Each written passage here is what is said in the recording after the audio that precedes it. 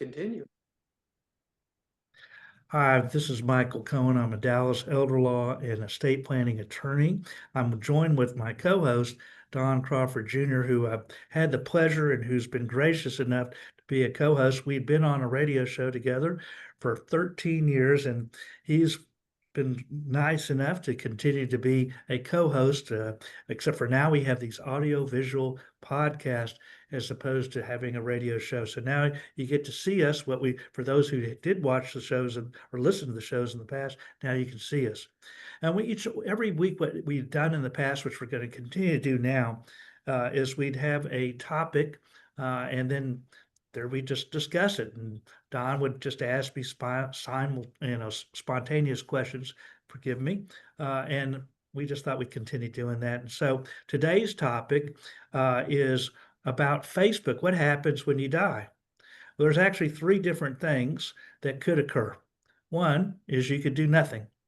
What's the risk if you do nothing? A lot of times you might see, how many times you might see somebody you knew on Facebook, and they say, wish you a happy birthday. And of course, that person died 3 years ago. And you say, oh my goodness. In fact, I told a friend of mine who wished a happy birthday to somebody, and I was telling him, I said, I got to tell you, you wish Jim a happy birthday. I hate to tell you this, but he died last year. He had a massive heart attack. Okay, well, so sorry. If you do nothing, people will think comments like that, or have other comments or posts or whatever. Because people forget, Mike, I think what happens is they get these notifications that it's somebody's birthday, and they just will reply, Right, post happy birthday, not knowing that the person's passed away. right. So if you do nothing too, then there could be some hacking. And today's world, there's going to be more hacking Yes. and more and more and more. Gee, we have to be ever vigilant now with the world the way it is, unfortunately. Yeah. People try to steal identities. It's a lot of different things. After people die, we even tell them that they could, contact their credit agencies because people want to, look at your credit history and stuff like that. So there's lots of different things. So if you do nothing, which is probably what a lot of people do, then there's that risk of hacking. So it really leaves it to two different things, except for you have to realize Facebook is in charge of your account. Right. So you could do one of a couple things. You could try to delete the account, or you could try to memorialize the account. Mm. All right, so what do you do to delete it? Well, first of all, you're going to have to know some information about the person. You're going to have to show Facebook, number one, that the person died. How do you Right. do that? Oh, photocopy of a death certificate. What if you didn't have that? Well, maybe there's an obituary or memorial, some sort of memorial uh, card or something like that. Then they could notify that. But just knowing that somebody died, what gives you the authority Right. to deal with somebody else's account?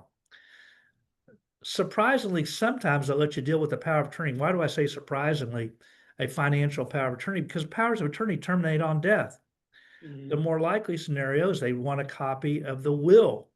Who has the authority? Is it the executor? And if there's an executor, okay, well, here's the will that says here's the executor. They have the authority. Okay, so you might be able to do that. Now, if you do delete the Facebook account, that deletes everything. Posts, messages, reactions, the birthday notifications, any and everything with everybody. It's over. And that's okay. And that may be what's desired, but you have to go by Facebook's rules. He who has the Facebook makes the rules. So that the other way of doing it is a memorializing. So then they put by the profile, they'll put like remembering. So you would say, oh, the person now is deceased. But then you have to again show some proof. And then you have to say, well, who's again, you have to be Facebook friends. You're going to have to know their email address and information. You'll have to show that death certificate, I would imagine, or some sort of memorial card or obituary. And then it doesn't have to be a family member. You could be some friend and you could see there was somebody that's in charge of the account. There could be posts, there could be reactions, there could be different comments, and even a different profile picture if you wanted to. So if you do have a remembering, and so if you want to keep it alive, so I have a friend who passed several years ago, and the children want to keep his memory alive. They post pictures of the deceased from time to time and remembering friend or their dad in that It's case. like visiting a graveyard site. It just does something for some people, and who are we to judge? Yeah, yeah, yeah. And so, it's interesting too, because then you have to say, well, gee,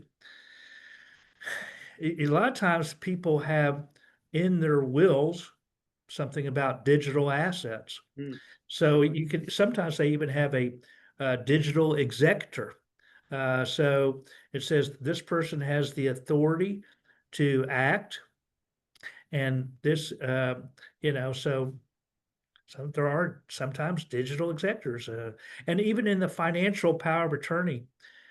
It used to be if you had an old form of some sort, they didn't have digital assets. They changed the law, I don't know how many years ago, probably 8 years ago, maybe 9, somewhere around there, to include digital assets in the statutory language regarding, and Facebook is considered a digital asset, like all the social media, whether it be Insta- Twitter or LinkedIn or Right. whatever, X. Instagram, all those things. But so digital assets are not just cryptocurrency.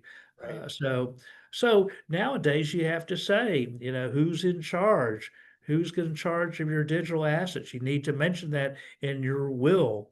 You may need to mention, you may want to mention who the digital executor is, and who's going to, well, who's in charge. Anyway, so it's a little bit different planning than the used to be. You have to think about this, and so you may even want to contact Facebook to let them know some things in advance.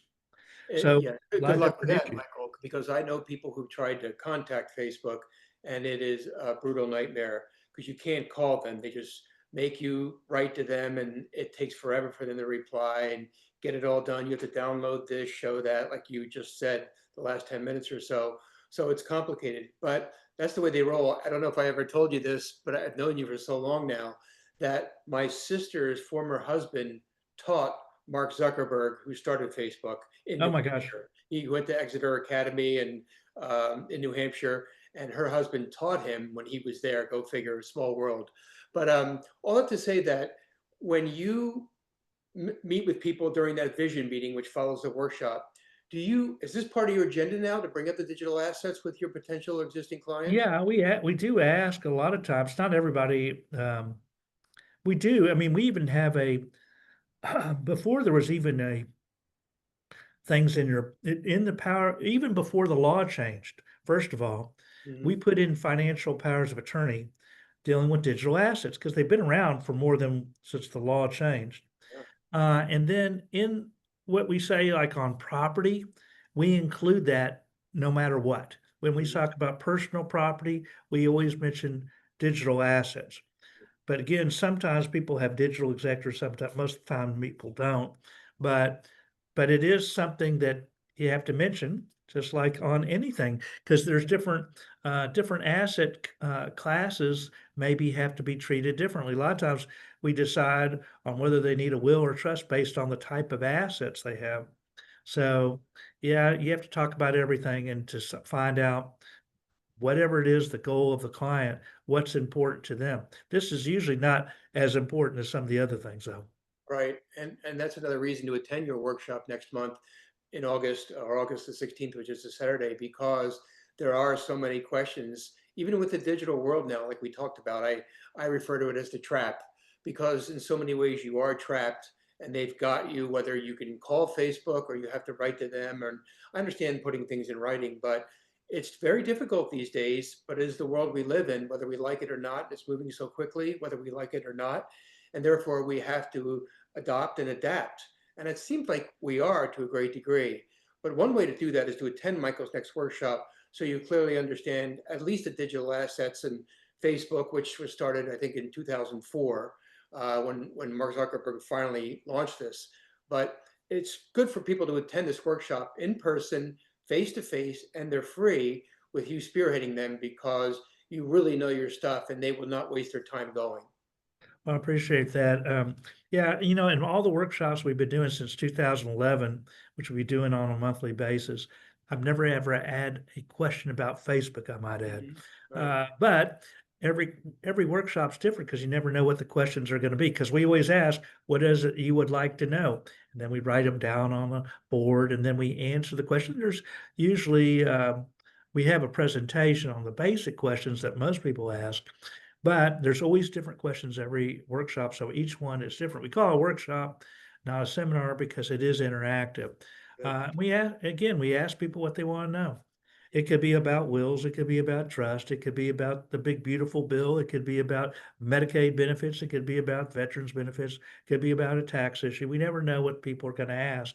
Mhm. But to attend the next workshop, all you have to do is call 214-720-0102. That's 214-720-0102, or sign up online at dallaselderlawyer.com, dallaselderlawyer.com. That's going to be on August the 16th, which is a Saturday at 10 o'clock a.m. It's a 2-hour workshop. It's free. You're going to learn something. If you do go to the free workshop, we also give you a free vision meeting. We look at your individual situation, so you get basically 3 free hours of legal education without any cost or charge. And again, the workshop is in person, so everybody understands that it's not online, or like maybe this podcast is. You're watching this from home or wherever you are. So please bear that in mind. And Michael, your final thoughts on digital assets, which I know you ask about now. Yeah, I mean, it's always, they make it more difficult than you'd like it to be, but they're in charge. It's That's their right. product. It is theirs. So, like anything in life, if there's something that you want that's important to you to have it done a certain way, it's up to you to do it. Very good. Thank you, Thank you. Don.